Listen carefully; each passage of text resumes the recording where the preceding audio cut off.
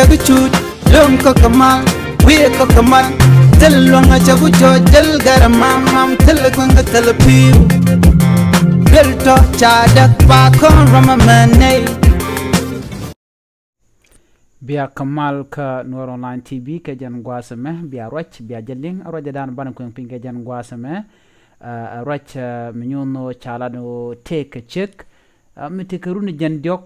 mitinyade shuka pwat ka musamar kan tama chala do jan chaja yen a police ni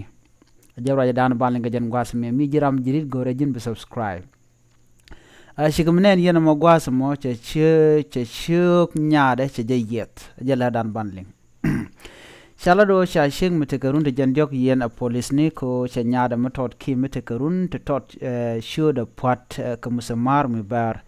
shala do en shigamo led dwer ka jelat ka shanga wal kelme ka pa bangon ron kin daro jandaro de diok mlonni shanga wala to container shala do shishega mojala no nyade men pode shuka kaje ki men pode shuda ka musmar kaje sheno go ibete ching shala do she look en nyade no jin shwa wi dorne ne kokien ka shelling an sheno go borwada men chakwene e bejeling jan do badan mu pode je ka musmar kaje shala dino en gwarnyala mo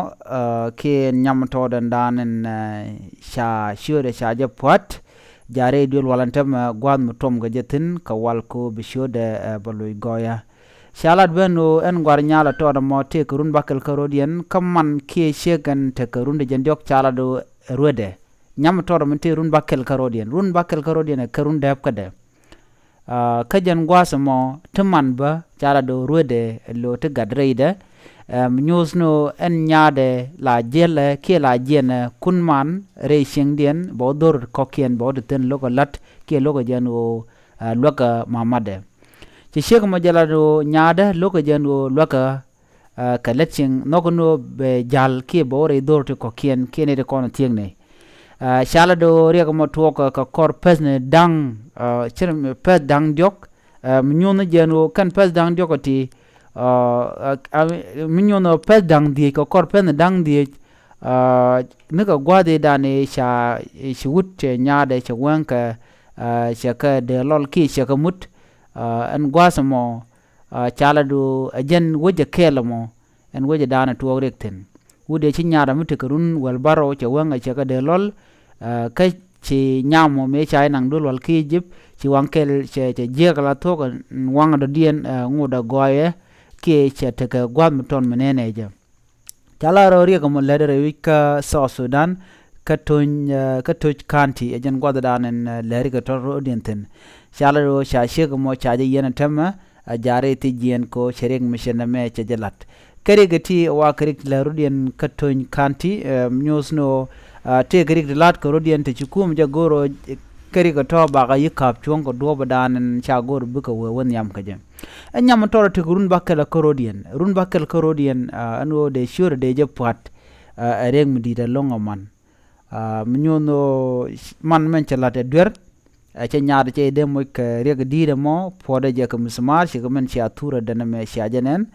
de yenen gwasmone ana me jen musmar guyen mo gwasa musmar mo jen musmar danan cha pot chokade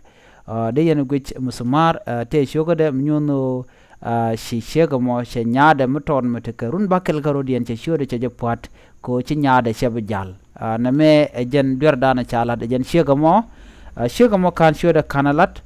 chalana jeno shere ko macce jelat jere ga dana de yen linga jen gwasme mi jiram jidit ke jen channel me bi gorujin subscribe ke bi den wakane ko ken ko de lare de kan ogonde ko ken gor kon ken go de ko ten na me jen gwad dan de kon chong tin ke jen gwasme mi jiram jidit bi gorujin subscribe ke bi den wakane ko ken bi atakamal bye bye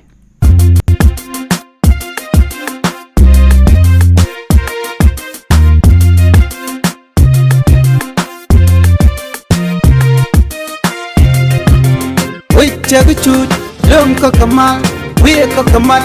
telwanga chagucho jel garamam mam telkwanga telpiu belto chadak pa kon ramamane